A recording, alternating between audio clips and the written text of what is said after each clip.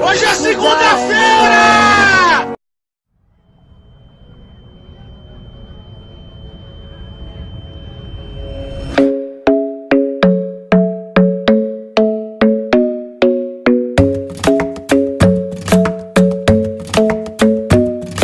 The club isn't the best place to find the lovers, so the bar is where I go.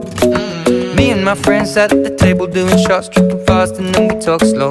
And you come over and start up a conversation with just me, and trust me, I'll give it a chance. Now take my hand, stop it, and start to dance, and now I'm singing like, girl, you know I want your love. Your love was handmade for somebody like me. Come on now, follow my lead. I may be crazy, don't mind me. Say, boy, let's not talk too much. Grab on my waist and put that body on me. Come on.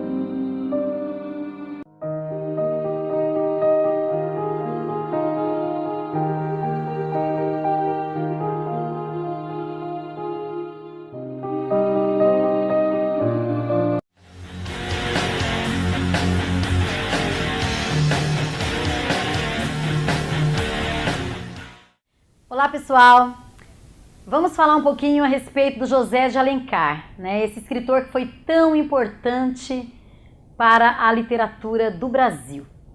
O José de Alencar, ele começa a sua literatura dentro de um projeto que pretendia abarcar todas as regiões brasileiras. Houve críticas contra ele porque ele queria abrasileirar demais a língua, né?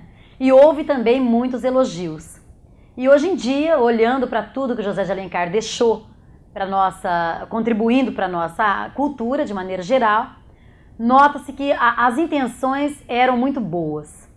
Há altos e baixos em sua literatura, mas vamos considerar que ele era, sem dúvida, o intelectual muito engajado, né, com as causas da cultura brasileira.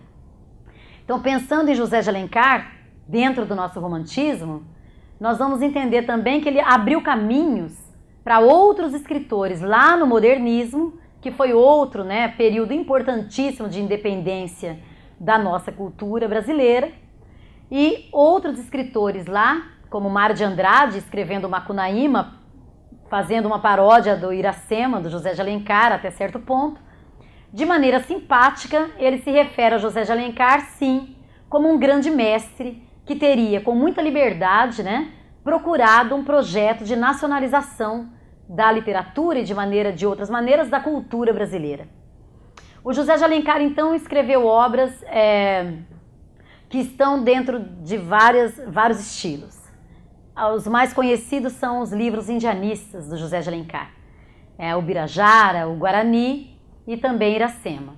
Contando que o Birajara, ele escreve, é o último livro dos indianistas dele, e nesse livro, o Birajara, ele não há brancos, só índios. É um projeto em que ele investigou ao máximo os rituais indígenas, né, para poder tentar entender melhor como se comportava o índio. Claro que tudo de maneira muito idealizada.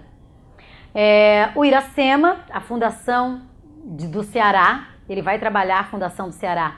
E o Guarani, a época dos bandeirantes, né? A chegada de Dom Antônio de Maris na Serra Fluminense, e já a mistura também, esse tema da mistura, da miscigenação das raças, que acontece tanto em Iracema quanto também no Guarani. Mas além desse projeto, né, nacionalista ao extremo, de se usar elementos indígenas e descrever as matas brasileiras, né, e trazer para as obras também um vocabulário tupi-guarani, que tornava a obra muito nacional, ele também desenvolveu outros tipos de literatura. A literatura urbana, por exemplo. Os livros Senhora, Lucíula e Diva trazem temas, né, voltados para as situações mais cotidianas, urbanas. Senhora, principalmente, é uma das grandes obras dele, que trata aí, né, a Aurélia Camargo e o Fernando Seixas, esse casal tão conhecido no cenário da nossa literatura, trata do casamento por interesse, né, trata da questão do dote, como era importante que uma moça tivesse um dote para poder ser bem-sucedida no casamento.